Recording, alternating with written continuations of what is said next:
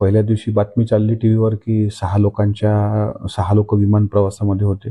नंतर मृतदेह जे सापडले ते 5 लोकांचे सापडले. तिथे थोडीशी शंका मला जाणवली.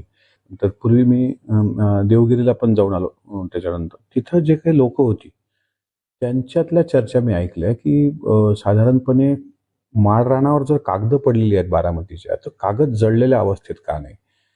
6 लोक आले तर 5 लोकांच्या डेड बॉड्या कशा सापडल्या? पण पहिल्या दिवशी बातमी जी दाखवली गेली, ती 6 लोकांची दाखवल्या गेली. बीजीसी न्यूजनी ती बातमी दाखवली. तिथल्या ड्रायव्हरची पायलटची हिस्ट्री ही तो ड्रिंकर होता.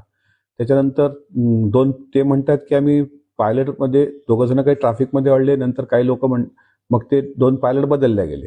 दुसरं असं महत्वाचं आहे की ज्यावेळेस राऊरकेलामध्ये विमान अपघात झाला ओडिसाच्या, त्यावेळेस विमान अपघातावेळी विमानाचा स्फोट झालेला नाही. ते विमान असं लँड होताना दिसते, पण ते पडलेलं दिसते.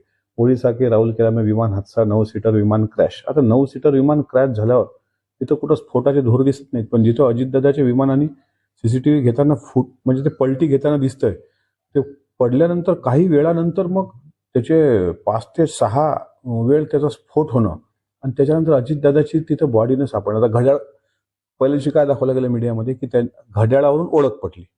घड्याळच कुठं गायब आहे? ती घड्याळ कुठे आहे मला सांगा बरं, कुठे आहे ती घड्याळ? त्याच्यामुळे ह्या सगळ्या शंका कुशंका याला थोडंसं मला असं वाटतं ह्या महाराष्ट्राच्या मनातल्या आहेत. हे विचारणं काही गैर नाहीये. पायलट का बदलल्या गेले हे माझी पहिली शंका. मूळ पायलट जे होते त्यांना उशीर यायला का झाला हे दुसरी शंका. पहिल्या दिवशीचा दादांचा दौरा हा दुपारी 2 नंतर होता. त्यानंतर त्यांनी पक्षातल्या लोकांना भेटीसाठी वेळ राखीव ठेवला होता. मग एक सेकंदही शांत न राहणारे दादा रात्री 10 वाजेपर्यंत त्यात कोण कोण दादांना भेटलं.